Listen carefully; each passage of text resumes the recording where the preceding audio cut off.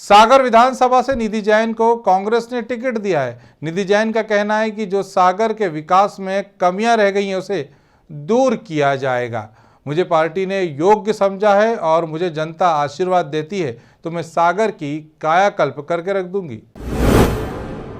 हमारे पूर्व मुख्यमंत्री कमलनाथ जी ने मुझ पर जो विश्वास दोबारा रखा है उसकी मैं भरपूर भरपाई करूंगी, क्योंकि जो महापौर चुनाव के समय हमारे साथ धोखा हुआ था, अब हम उसके लिए पूरी तरह से सतर्क हैं और आगे विधानसभा तक जाएंगे। पटेल साहब, विकास की गति आप स्वयं सागर के हैं और पूरी जनता जो यहाँ पर आपको दिख रही है, आपको मुझसे नहीं जनता से पूछना चाहिए कि विकास की गति क्या है। इतनी धीमी मंथर गति से विकास हो रहा है, जो काम 2 दिन का होता है वो 2 महीने के लिए लटका दिया जाता है, क्योंकि उनके बार बार टेंडर पास होते हैं। भाई ये तो 2 महीने का था, 2 दिन का था, उसे पूरा नहीं हुआ, आगे बढ़ जाती है बात। और जो आप छोटे स्तर के व्यक्ति को देखिए ना, उनका स्तर कहाँ आगे आ रहा है। अब सिलेंडर की कीमत जो एक्चुअल प्राइस 500 रुपये है, आप उसको 1125 रुपये में दे रहे थे और जैसे ही चुनाव आया आपने 450। जब सावन के महीने के 3 दिन बचे तब आप बोलते हैं कि हम आप बहनों के लिए, लाडली बहनों के लिए 450 का सिलेंडर देंगे। तो ये क्या बात है? आज आप पूछ लीजिए, इतनी बहनें हैं यहाँ पर, किसी को प्राप्त हुआ है क्या 450 रुपये का सिलेंडर? तो इस तरह की आश्वासन नहीं देने चाहिए सरकार को, एक मुद्दों पर बात करनी चाहिए। एक बहुत सारे क्वेश्चंस आ रहे थे इसलिए मुझे लग रहा है कई समय से सागर में बार बार हो रही थी कांग्रेस गर्त में चली गई, गर्त में चली गई, गर्त में।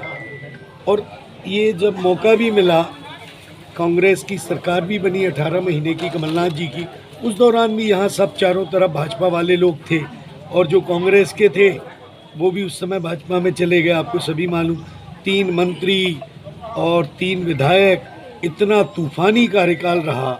तो उस समय सारे लोगों को इतना मारा गया, झूठे प्रकरण दर्ज किए गए, तो लोग घरों में घुस गए। फिर एक लंबा समय हो गया, लोग प्रताड़ित हो रहे, परेशान हो रहे, तो लोग बाग अपने काम तो लोगों को सब कराने ही रहते हैं, तो धीरे धीरे लोग मिलजुल भी गए। तो इतनी खराब स्थिति कांग्रेस की हो गई, लेकिन महापौर के चुनाव ने कांग्रेस को वापस जीवित किया। कमलनाथ जी को इस बात पर विश्वास हुआ कि सागर में कांग्रेस पूरी खड़ी हो गई और एकजुट हो गई। आज फिर तमाम सर्वे सब चीज़ें चली, कई बार बात हुई उनसे हमारी इस दौरान, इलेक्शन के दौरान। हम ही ने उनको बोला था, हमने कहा देख लीजिए आप किसी और को भी देंगे तो हम लोग पूरी ईमानदारी के साथ बहुत काम करेंगे। कहने लगे अच्छा देखते देखते फिर बार बार वही सर्वे कि नहीं निधि का आ रहा है, ठीक आ रहा है। तो ये बात आपके माध्यम से हम कहना चाहते हैं, ये देश में अपने तरह का अनोखा प्रयोग होगा। मध्य प्रदेश में तो वही देश का भी मुझे लग रहा है कि इस तरह का इलेक्शन हो कि एक ही परिवार के 2 लोग आपस में लड़ें। हमें बिल्कुल उम्मीद नहीं, बिल्कुल नहीं थी। मुझे मालूम था लास्ट में कहीं ना कहीं कट जाएगा निधि का नाम या मेरा नाम, लेकिन इन सब के बाद कमलनाथ जी ने जितनी हिम्मत से ये काम करवा लिया, मतलब उन्होंने जो किया है वो ज़िंदगी भर के लिए, मतलब हम लोग तो ये मानते हैं कि उनके बहुत ऋणी है, बहुत ऋणी है।